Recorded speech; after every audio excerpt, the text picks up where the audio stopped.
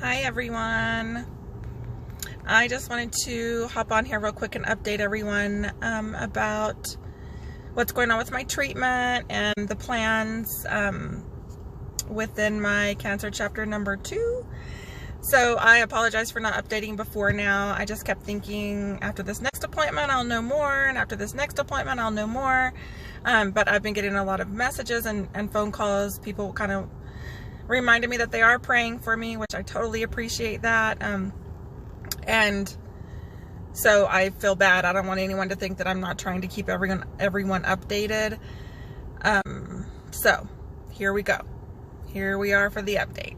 So I saw Dr. Reddy today. He's the doctor at Texas Oncology that I am seeing and that is overseeing all of my treatment. I initially was thinking I was going to have an endocrinologist and also a cancer doctor. But I decided just to, if the cancer doctor could treat me for everything and would keep treating me from here on out, then it was better just to have one chief instead of two making all the decisions. So I just love him. They're fabulous there. I can't say enough great things about them. So I saw him today and learned a lot of things, have even more questions now than what I did before. So I'm a little bit maybe bummed, to be honest with you, about that. It's not bad news. I just want all the answers. I'm not very good with not having all the answers. So I guess that's human nature, right? So backing up to my last appointment with Dr. Reddy, he talked about doing a radioactive iodine scan. I guess they do a scan to see if the radioactive iodine, if there's any uptake, if any part of my body, I guess, takes in the radioactive iodine. I guess that kind of shows them if the treatment is, or if the cancer is responsive to the radioactive iodine treatment. I obviously didn't go to medical school, so there's a lot of things that I don't know, and I hope I don't say anything wrong. So I was confused up until now, like why we weren't saying for sure treatment in a month or in 6 weeks or whatever that was going to look like. And after today's appointment, I know why. So knowledge is power, right? After my appointment with Dr. Reddy last time, when I left the office with him, he said that I would be having a scan first, and then we would look at treatment, and then ultrasounds, I guess, to watch that nothing suspicious was popping up in the meantime. So when I got the call from his nurse, she told me that he had scheduled me for an ultrasound of my neck and my thyroid bed. So she said, you know, sometimes he has to do that for insurance purposes. So I just went last week thinking, okay, we're going to get this done, then we're going to scan me. Which in a way is the plan. However, when I talked to him today, I got the results of the ultrasound, and there's nothing that's clearly suspicious on the or in the results of the ultrasound from last week, which I'm very thankful for. I need everyone to pray super hard that the next time I'm scanned, those lymph nodes are gone. I would be lying if I didn't say that I'm a little shaken today. I don't live in fear. I refuse to live in fear. And there's nothing I can do to control anything that ever happens, ever, in any aspect of my life. Neither can any of you guys. However, I know last time they just kept saying that they shouldn't be showing unless there was a reason for it. So please, please, please pray that those lymph nodes disappear, that they are no longer enlarged. They're not calling them suspicious today. So I'm trying to keep my cool about that. So that's one specific prayer that I need, please, from everyone, and everyone who knows anyone that has faith and that prays. Please, please, please pray for those to go away. So after talking about that, he explained a lot about the radioactive iodine therapy to me that I did last year. Actually, about a month from now, a year ago, is when I did my treatment, and I was cancer-free after my treatment and when they scanned me and stuff. So yay for that. My blood work looks all good now.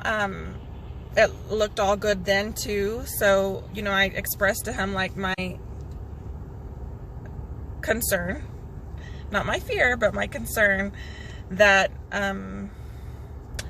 there's really no way of monitoring like if it's back by blood work. It just seems like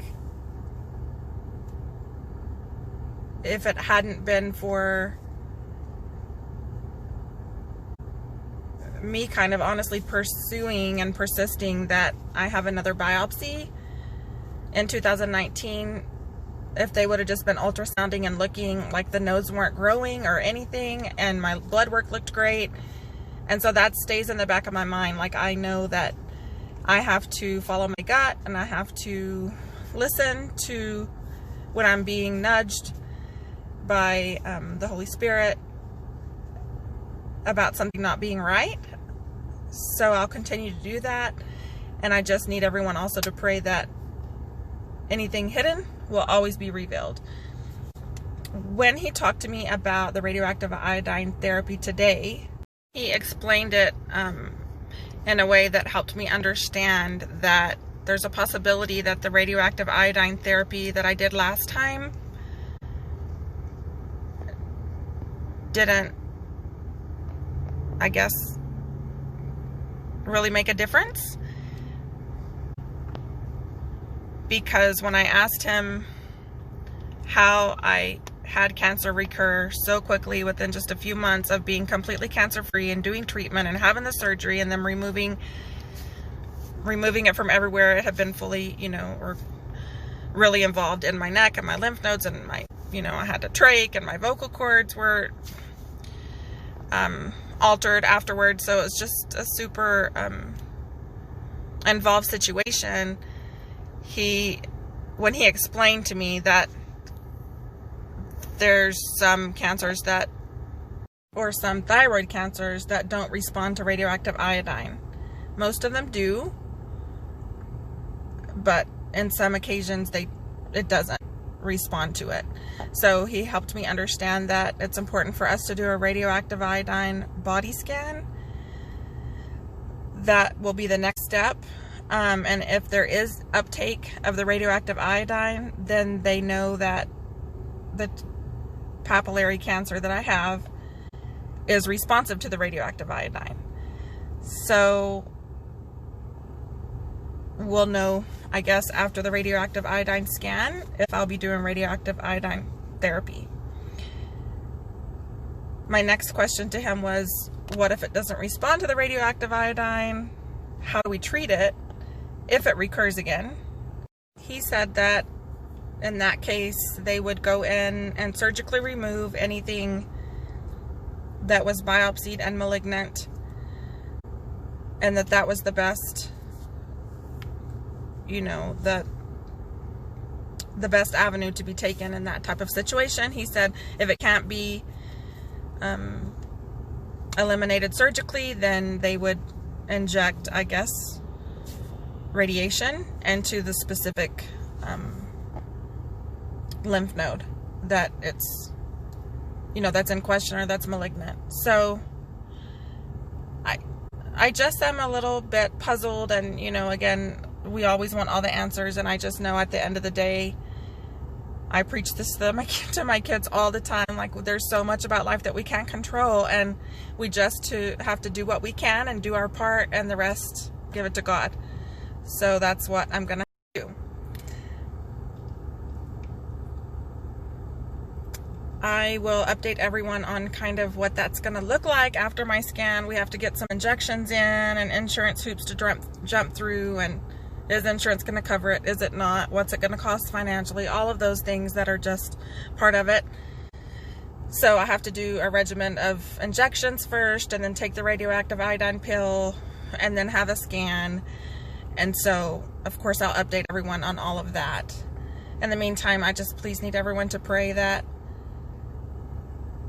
the cancer that I have had is responsive to radioactive iodine therapy, and I can do the treatment again. That's my hope. And get rid of any residual that's there and move forward from this.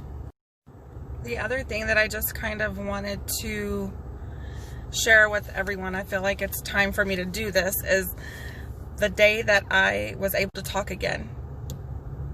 When I was in the hospital with my trach infection, and they didn't know why I couldn't talk, and it didn't make sense to them. My mom's sister in Christ, Sherry Schaefer, had a vision as they were all praying for me and for my trach situation and my infection and all those things. And she had a vision of basically of an attack from Satan trying to silence me. And there was other things in the vision, and basically the interpretation from that was just that all of this was an attack from Satan to silence me for the work that I do. And so Mom came to the hospital immediately from the big prayer meeting that they had all had, and they were all covering me just constantly in prayer, and nothing was going the way anybody could understand. And so, you know, in that moment when my mom shared that to me, after she heard me talk for the first time, with the whisper and hardly talking, but I was talking, and I don't think I've shut up since then, by the way. You can ask anybody that's in my life. I talk too much. But anyway, I knew in that moment that that's what all of this is. I feel like that's why things are not evident in blood work or even in some of the testing that medicine has available.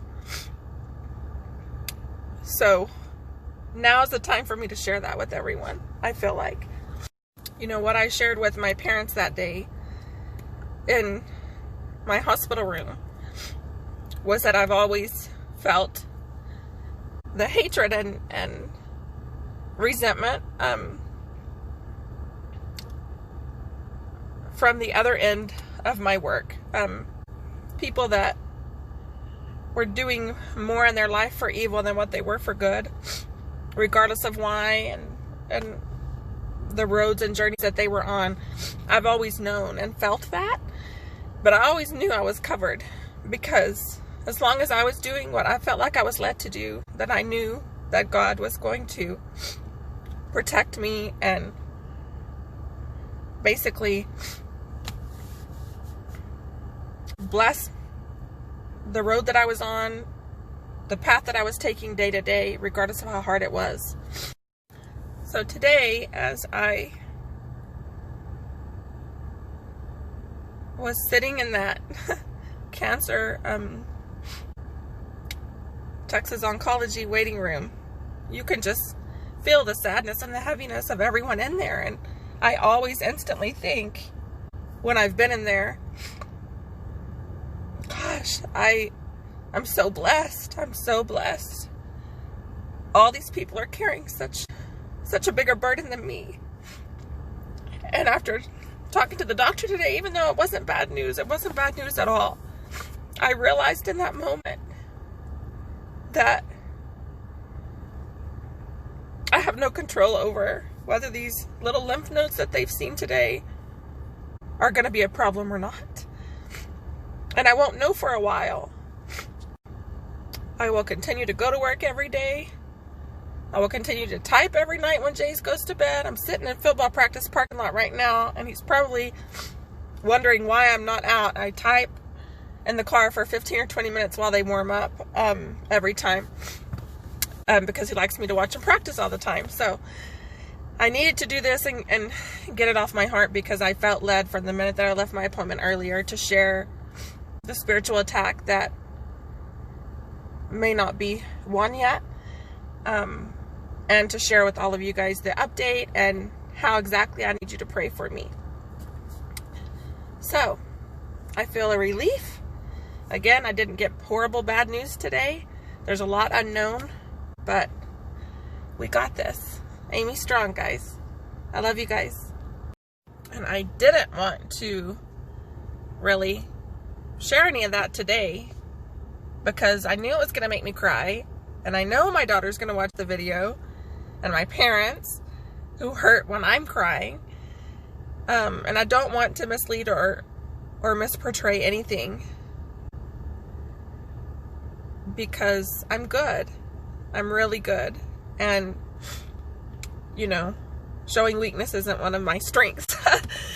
But thank you guys so much. And again, I'm sorry for it took me so long to update you, but I will let you guys know when I'm going to be doing my radioactive iodine scan. Hopefully not too long. I don't know how long the insurance stuff will take. But either way, that's what's next. Bye, guys.